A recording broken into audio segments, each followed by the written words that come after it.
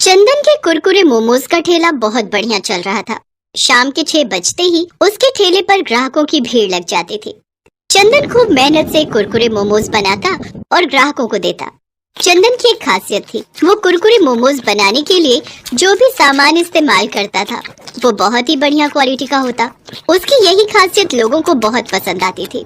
धीरे धीरे चंदन के कुरकुरे मोमोज इतने फेमस हो गए कि अब वो ऑफलाइन के साथ साथ ऑनलाइन डिलीवरी भी देने लगा। चंदन भैया, एक प्लेट कुरकुरे मोमोज लगाना। अभी लगाता हूँ। आपकी कितनी प्लेट करनी है? भैया 3 प्लेट लगानी है। हाफ प्लेट में कितने मोमोज है? अब हाफ प्लेट में 4 और फुल प्लेट में 6 मोमोज है। एक काम करो, फुल 3 प्लेट लगा दो है। चंदन रोजाना ऐसे ही मेहनत से काम करता। अब उसने अच्छे पैसे कमाने शुरू कर दिए थे। चंदन रोजाना सुबह सुबह ही कुरकुरे बनाने का सामान लेने बाजार चला जाता था। ताजी ताजी हरी सब्जियां, पनीर, तेल, बाकी की सामग्री जो भी उसे चाहिए होती थी वो बहुत ही बढ़िया किस्म की खरीद लेता था। एक दिन एक लड़का चंदन की दुकान पर आया। वो बहुत परेशानी की हालत में था। भैया कोई काम दे दो, मैं बहुत बीमार हूँ, मुझे पैसे की बहुत जरूरत है।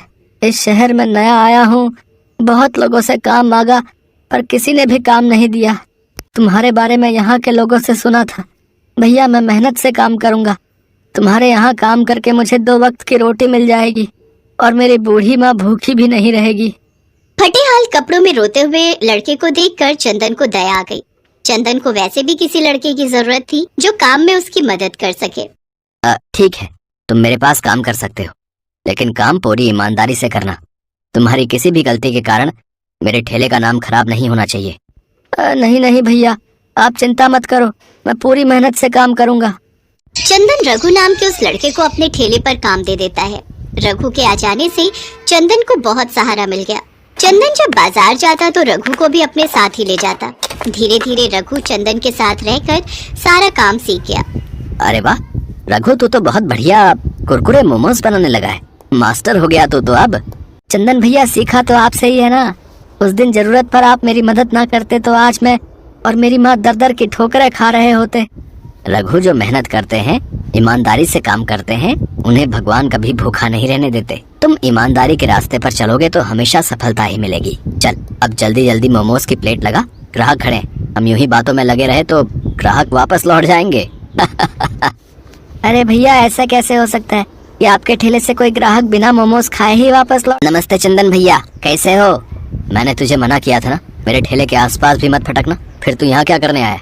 अच्छा तो नया लड़का रख लिया, बहुत सही है। मुझे तो तुमने काम से निकाल दिया, जबकि मेरी कोई गलती भी नहीं थी। क्यों? तूने कुरकुरे मोमोज बनाने के लिए पुराना पनीर इस्तेमाल नहीं किया था? तेरे कारण मेरे कितने ग्राहक छूट गए। बेईमानी करने वालों की यहाँ कोई जगह नहीं है। मैंने तेरे साथ सही किया। अभी काम का टाइम है, अभी जा यहाँ से। अरे 1 प्लेट कुरकुरे मोमोज तो खिला दो, पैसे दे रहा हूँ, मुफ्त में नहीं खा रहा। रघु, इसे कुरकुरे मोमोज की प्लेट बना कर दे, खाकर चला जाएगा। उस लड़के का नाम रमेश था। वो बहुत बेईमान था। कुछ समय पहले वो चंदन के ठेले पर नौकरी करता था, पर उसने बेईमानी की और चंदन को बाजार से मिलावटी सामान लाकर दिया, जिस कारण चंदन के मोमोज का स्वाद बदल गया और उसके काफी ग्राहक छूट गए। चंदन ने एक बार फिर से अपनी मेहनत और लगन से कुरकुरे मोमोज बनाए। आज फिर उसका काम अच्छा चल रहा था, क्योंकि उसके पास रमेश जैसा बेईमान नौकर नहीं था। रमेश कुरकुरे मोमोज खाकर चला जाता है। अगले दिन चंदन काम पर थोड़ा देर से आया। इतनी देर में रघु ठेला तैयार कर चुका था। अरे घर में आज गांव से माँ बाबूजी आए हैं, बस इसी चक्कर में सारे काम लेट हो गए। तुमने सब कुछ तैयार कर लिया ना? हाँ भैया, मैंने मोमोज तैयार कर लिए हैं, बस आपका ही इंतजार कर रहा था। भैया ये सुबह जो सामान लाया था उसके पैसे बच गए थे, ये रख लो। अच्छा ला दे। चंदन भैया 2 प्लेट कुरकुरे मोमोज लगा दो। अभी लगाता हूँ भैया। तभी ग्राहक मोमोज खाते ही गुस्से में चंदन पर भड़कने लगा। क्या बात है चंदन भैया, कुरकुरे मोमोज बनाने भूल गए हो क्या? कैसा सा स्वाद है ये? मोमोज तो कड़वे हैं। कड़वे मोमोज? ऐसा कैसे हो सकता है? मैं देखता हूँ, ऐसी गलती तो कभी नहीं होती। चंदन जैसे ही मोमोज का टुकड़ा खाता है वो तुरंत थूक देता है। मोमोज सच में बहुत कड़वे थे। सारे ग्राहक गुस्से में वहाँ से चले गए। उस दिन चंदन का बहुत नुकसान हुआ। रघु, आज तो मोमोज तूने बनाए थे ना, फिर ये कड़वे कैसे हो गए? ये बात समझ में नहीं आ रही। देख मैं तुझ पर गुस्सा नहीं करूंगा, मुझे सच सच बता कि आखिर ये सब कैसे हुआ। चंदन भैया मेरा यकीन करो, मैंने वैसे ही मोमोज बनाए जैसे आपने मुझे सिखाए थे। मैं तो सब कुछ ठीक से तैयार कर रहा था। पर एक मिनट चंदन भैया, जब मैं मोमोज बना रहा था तभी वो रमेश आया था। उसके हाथ में करेले का जूस था। मेरे से पूछ रहा था कि अभी मोमोज बनने में कितना समय है। मैंने कहा कि अभी थोड़ा टाइम लगेगा, तो मुझसे गिलास मांगने लगा। बोला कि जूस थैली में लाया हूँ, गिलास में डालकर करेले का जूस पी लूंगा। कहीं ये गड़बड़ उसी ने तो नहीं की, क्योंकि उसने मेरे सामने जूस पिया नहीं था। और सच कहूँ तो मेरा ध्यान भी नहीं गया था। भैया मुझे इसमें उसी की कोई चाल लगती है। मुझे सब कहानी समझ आ गई है। वो बदमाश अपना बदला ले रहा है, पर मैं ऐसा होने नहीं दूंगा। उसकी तो अच्छे से खबर लूंगा। मैं अभी पुलिस स्टेशन जाता हूँ। रमेश पुलिस के सामने अपने आप सच उगल देगा। चंदन भैया मैं भी आपके साथ चलता हूँ। चंदन रघु के साथ पुलिस स्टेशन जाता है और रमेश के खिलाफ रिपोर्ट लिखवाता है।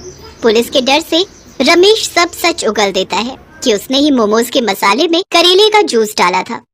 चंदन भैया एक बात पूछूं, जब ग्राहक गुस्से में मोमोज वापस करके गए तो आपने मेरे ऊपर बिल्कुल भी गुस्सा नहीं किया, जबकि वो मोमोज तो मैंने ही बनाए थे। रघु, ईमानदारी और बेईमानी दोनों इंसान के चेहरे पर नजर आ जाती है। मैं तुम्हें पिछले 2 महीने से जानता हूँ। जब तुमने सुबह मुझे बाकी के बचे हुए पैसे लौटाए तो वो उतने ही थे लगभग जितने मेरे खुद के लगा करते थे। तुम्हारी ईमानदारी तो उसी समय साबित हो गई थी, इसलिए मैं पहचान गया कि बात कुछ और है। खैर चिंता मत करो, अब रमेश को सजा मिल गई है। अब 2-3 महीने जेल में रहेगा तो आराम से सुधर जाएगा। ग्राहकों को भी ये सच्चाई पता चल चुकी थी, इसलिए फिर से वही भीड़ चंदन के कुरकुरे मोमोज के ठेले पर लगने लगी जैसे हमेशा लगती थी।